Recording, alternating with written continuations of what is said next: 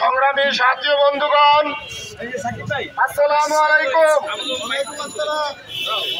আজকে পরাক্রান্ত হৃদয়ে আমরা এখানে উপস্থিত হয়েছি যে জুলাই বিপ্লবের মাধ্যমে আমরা আওয়ামী লীগের পতন ঘটিয়েছি, যে 2000 শহীদের রক্তের মধ্য দিয়ে আমরা বাংলাদেশকে দ্বিতীয়বার স্বাধীন করেছি। সেই হানাদার আওয়ামী লীগকে আবার নিষিদ্ধের দাবিতে আমাদেরকে মাঠে নামতে বাধ্য হয়েছি আমরা। এটা আমাদের জন্য লজ্জাজনক, এটা আমাদের জন্য অনেক কষ্টের। 2000 শহীদের পরেও আমরা আজকে সরকারের কাছে দাবি জানাতে হচ্ছে আওয়ামী লীগ নিষিদ্ধে। আমরা বর্তমান সরকারকে বলতে চাই, আপনারা আওয়ামী লীগকে চিনেন নাই। আওয়ামী লীগ হচ্ছে কালসাপ, আওয়ামী লীগ হচ্ছে ভারতের দোসর, ভারতের জঙ্গি সংগঠন RSS এর বাংলাদেশ শাখা। আওয়ামী লীগ বাংলাদেশের কোন রাজনৈতিক সংগঠন নয়। আওয়ামী লীগের অতীত ইতিহাস এত নিকৃষ্ট। 1972 থেকে 75 সাল পর্যন্ত ওই শেখ মুজিব বাকশাল কায়েম করে এদেশের 30,000 মায়ের বুক খালি করেছে। আমরা ওই বিচার পাই নাই। আওয়ামী লীগ 2009 সালে ক্ষমতায় এসে 57 জন সেনা অফিসারকে পিলখানায় হত্যা করেছে। আওয়ামী লীগ 2013 সালের 5 মে মতিঝিলের শাপলা চত্বরে নির্বিচারে আলেম ওলামাদেরকে হত্যা করেছে। আওয়ামী লীগ প্রখ্যাত আলেম মাওলানা দেলার হোসেন সাইদির রায়ের পরে 200 লোককে খুন করেছে। আওয়ামী লীগ জুলাই বিপ্লবে হেলিকপ্টার দিয়ে গণহত্যা চালিয়েছে। আমরা এই আওয়ামী লীগকে বাংলাদেশে এক মুহূর্ত দেখতে চাই না।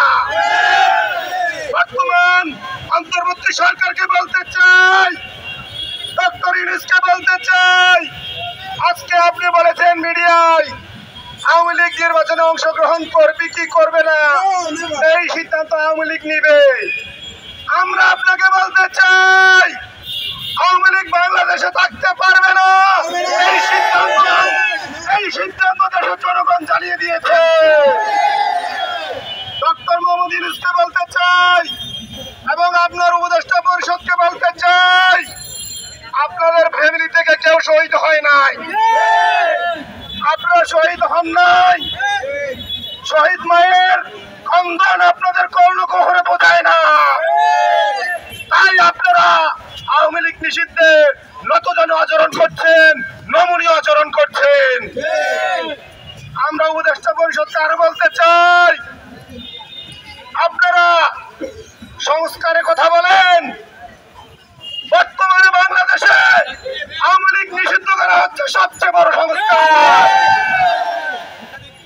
আমরা বড় একটি রাজনৈতিক দলকে বলতে চাই, বিএনপির ভারপ্রাপ্ত চেয়ারম্যান জনাব তারেক রহমানের প্রতি সম্মান রেখে বলতে চাই, আপনি বাংলাদেশের প্রত্যেকটি সমস্যা নিয়ে প্রতিদিন কথা বলেন, রাষ্ট্র সংস্কারে 31 দফা নিয়ে কথা বলেন। আপনার মুখ থেকে আওয়ামী লীগ নিষিদ্ধে সরাসরি ঘোষণা শুনতে চাই। কোনো ধানাই বানাই করবেন না। আপনি জাতীয় নাগরিক পার্টি স্পষ্ট ঘোষণা করেছে এই বাংলাদেশে আওয়ামী লীগ নিষিদ্ধ হবে। আপনি বিএনপির পক্ষ থেকে জনাব তারেক রহমান অবিলম্বে ঘোষণা দেন, বিএনপি আওয়ামী লীগ নিষিদ্ধ চায়। আমি সরকারকে উদাত্ত আহ্বান জানাই, আপনারা গড়িমসি করছেন আওয়ামী লীগ নিষিদ্ধে। যদি আপনারা গড়িমসি করেন, আপনাদেরকে আমরা বলবো ব্যর্থতার দায় নিয়ে অবিলম্বে আপনারা উপদেষ্টা পরিষদ থেকে পদত্যাগ করুন। আর না হয় নির্বাহী আদেশে আওয়ামী লীগকে নিষিদ্ধ করুন, বিচারিক প্রক্রিয়ার মাধ্যমে আদালতে আবার আওয়ামী লীগকে নিষিদ্ধ করুন, তারপর রাজনৈতিক ঐক্যমত্যের ভিত্তিতে সাংবিধানিকভাবে আওয়ামী লীগকে নিষিদ্ধ করুন। এই 3টি প্রস্তাব যদি আপনারা নিষিদ্ধ করতে ভয় পান, তাহলে গণভোটের মাধ্যমে আওয়ামী লীগকে নিষিদ্ধ করো। সবাইকে ধন্যবাদ।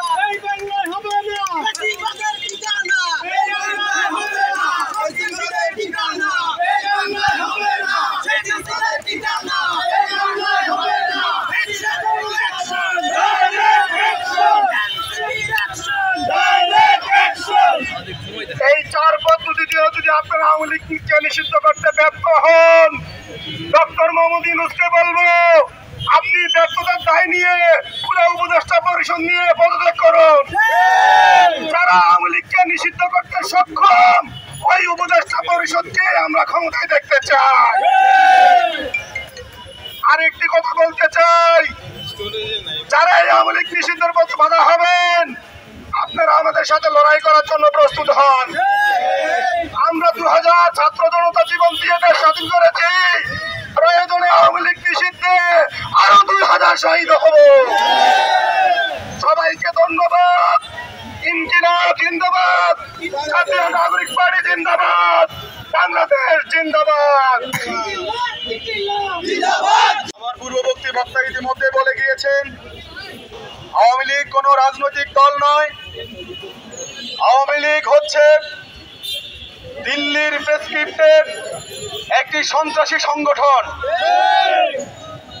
এই আওয়ামী লীগ ভারতের প্রেসক্রিপশনে 2009 সালে আমার দেশপ্রেমিক 57 জন ঊর্ধ্বতন সেনা অফিসারকে নির্মমভাবে হত্যা করে নীল নকশা অনুযায়ী বাংলাদেশকে ভারতের কররাজ্য করার জন্য ষড়যন্ত্র করেছিল। এই আওয়ামী লীগ গণহত্যাকারী দল, এই সন্ত্রাসী সংগঠন শাপলা চত্বরে নির্মমভাবে গণহত্যা চালিয়ে আমার ধর্মপ্রাণ মাদ্রাসার শিক্ষক ছাত্রদেরকে পাখির মতো নির্বিচারে গুলি করে হত্যা করেছে।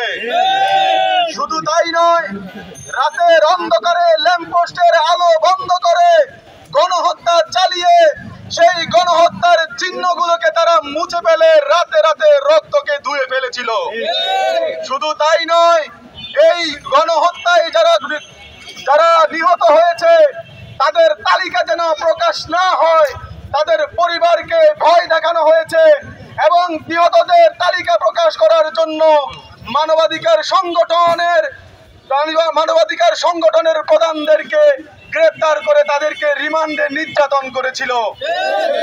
এই সন্ত্রাসী সংগঠন আওয়ামী লীগ এর পরবর্তীতে আমার 2024 সালে কোটা সংস্কারের মতো যৌক্তিক আন্দোলনে আমার নিরীহ ছাত্র ভাই বোন বন্ধুদের উপরে হেলিকপ্টার থেকে নির্বিচারে গুলি করে আমার ছোট শিশুকে, বোনকে, ভাইকে, ছাত্র ভাইদেরকে গুলি করে রক্তাক্ত করেছে।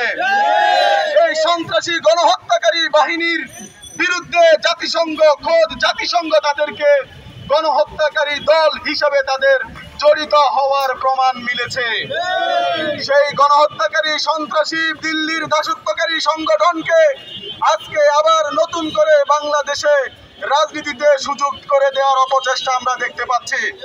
আপনারা দেখেছেন গতকালকে নোয়াখালীতে জুলাই আন্দোলনে শহীদ আমাদের রিজভির ছোট ভাইকে অতর্কিতভাবে সন্ত্রাসীরা নির্মমভাবে কুপিয়ে আহত করেছে। শুধু তাই নয়, তাকে হাসপাতালে নিয়ে চিকিৎসা নিতে দেওয়া হয়নি, তাকে চিকিৎসা নেওয়ার পথে আটকে রাখা হয়েছিল। সর্বশেষ ঢাকা মেডিকেলে তাকে চিকিৎসার জন্য পাঠানো হয়েছে। সেই দিন এই রেশ না কাটতেই নোয়াখালী শহরে আওয়ামী লীগ অতর্কিত মিছিল দিয়েছে। আপনারা এর মাধ্যমে কি বোঝাতে চাচ্ছেন? এর মাধ্যমে দেশের মানুষের কাছে কি বার্তা যাচ্ছে? আপনারা দেখেছেন যে বিএনপি বারবারে বলে আসছিল যে ফ্যাসিস্ট আমলের প্রত্যেকটা নির্বাচন বিতর্কিত এবং অবৈধ, এবং যে বিএনপি সহ দেশের প্রত্যেকটা রাজনৈতিক দল এবং দেশের আপামর জনগণ যে নির্বাচনকে তারা বয়কট করেছিল, সেই নির্বাচনকে বিএনপি আবারও চ্যালেঞ্জ করে ঢাকা মহানগর দক্ষিণের মেয়রশিপ তারা আদায় করে নিয়েছে। এর মাধ্যমে আপনারা কি প্রমাণ করতে চান? এর মাধ্যমে আপনারা আওয়ামী লীগের 3টা বিতর্কিত সকল নির্বাচনকে বৈধতা দিতে চাচ্ছেন। আমরা বলে দিতে চাই, যারা জুলাই আন্দোলনকে বিতর্কিত করার চেষ্টা করবে, যারা নতুন করে আবারও আওয়ামী লীগকে বাংলাদেশে রাজনৈতিকভাবে পুনর্বাসনের চেষ্টা করবে, যারা এই কোটি টাকার বাণিজ্য করে আওয়ামী লীগকে যারা প্রত্যেকটা জায়গায় পুনর্বাসনের চেষ্টা করবে, সেটা আমরা আমাদের রক্তের উপর দাঁড়িয়ে আপনাদেরকে সেটা করতে হবে। আইন উপদেষ্টাকে বলতে চাই, কেন এখনো জুলাই গণহত্যাকারীদের, কেন এখনো সেই অবৈধ ফ্যাসিস্টের এমপি মন্ত্রীদের যারা আটক হয়েছে তাদের এখনো বিচার দৃশ্যমান হয়নি? আমি স্বরাষ্ট্র উপদেষ্টাকে বলতে চাই, কেন এখনো ফ্যাসিস্টের দোসররা প্রত্যেকটা জায়গায় প্রশাসনের নাকের ডগায় অবাধে বিচরণ করতেছে, তাদেরকে কেন এখনো পর্যন্ত গ্রেফতার করে বিচারের আওতায় আনা হয় নাই? আগামী এক সপ্তাহের মধ্যে যদি আপনারা গণহত্যাকারীদেরকে গ্রেফতার করে দ্রুত বিচারের আওতায় না আনেন, আমরা এই আইন উপদেষ্টা এবং স্বরাষ্ট্র উপদেষ্টার বিচারের দাবিতে, তাদের পদত্যাগের দাবিতে আমরা আবারও রাজপথে নামতে বাধ্য। আমার পূর্ববর্তী বক্তা বলে গিয়েছেন, আজকে ডক্টর মোহাম্মদ ইউনূস, তিনি আন্তর্জাতিকভাবে খ্যাতিসম্পন্ন, তিনি আন্তর্জাতিক ব্যক্তিত্ব, তিনি বাংলাদেশের গর্ব, কিন্তু তিনি আজকে যেই বক্তব্য দিয়েছেন এটা জাতি হিসাবে আমাদের জন্য লজ্জাজনক। তিনি বলেছেন আওয়ামী লীগ রাজনীতি করতে পারবে কিনা সেই সিদ্ধান্ত তারা নিবে, আওয়ামী লীগ রাজনীতি করতে পারবে কিনা সেই সিদ্ধান্ত নেওয়ার অধিকার আপনাদেরকে দেওয়া হয় নাই। যারা আমার ভাইদেরকে শহীদ করেছে, যারা 2000 ভাইয়ের তাজা রক্তকে নিয়ে 2000 ভাইকে শহীদ করেছে, প্রায় 30,000-এরও অধিক ভাই পঙ্গুত্ব বরণ করেছে, গুম খুন ক্রসফায়ারের শিকার হয়েছে অসংখ্য অগণিত ভাই বোন, সেই গণহত্যাকারী দলকে রাজনীতি করতে পারবে কি পারবে না সেই বিষয়ে সিদ্ধান্ত নিবে বাংলাদেশের সকল রাজনৈতিক দল, মত পদ এবং বাংলাদেশের সাধারণ মানুষ, শহীদ পরিবার এবং আহত পরিবারের সদস্যরা। নতুন কোনো কায়দায়, নতুন কোনো ষড়যন্ত্রের অংশ হিসাবে যে বা যাহারা আওয়ামী লীগকে বাংলাদেশের রাজনীতিতে সক্রিয় করে তোলার চেষ্টা করবে, আমরা বিপ্লবীরা তাদেরকে রাজপথে সমুচিত জবাব দেব ইনশাআল্লাহ। সর্বশেষ, জাতীয় নাগরিক পার্টির তরুণ নেতৃত্বকে প্রশ্নবিদ্ধ করার জন্য, বিতর্কিত করার জন্য এক শ্রেণীর গোষ্ঠী, তাদের বিরুদ্ধে তথ্য সন্ত্রাস চালানো হচ্ছে, তাদের বিরুদ্ধে ক্যারেক্টার অ্যাসাসিনেশনের জন্য ষড়যন্ত্র করে যাচ্ছে। আমরা বলেছি এটা কোনো নতুন কিছু নয়, অতীতেও হয়েছে, ভবিষ্যতেও হবে। আপনাদেরকে এমন ষড়যন্ত্রের পথে পা না বাড়িয়ে তরুণদের উপরে, তরুণদের রাজনৈতিক অগ্রযাত্রার উপরে ভরসা রাখার জন্য উদাত্ত আহ্বান জানাচ্ছি। আগামী দিন হবে তারুণ্যের, আগামীর বাংলাদেশ বিনির্মাণে তরুণরাই আগামীর বাংলাদেশের রাজনীতি বিনির্মাণ করবে, বাংলাদেশকে পথ দেখাবে ইনশাআল্লাহ। সবাইকে ধন্যবাদ জানিয়ে আমার সঙ্গে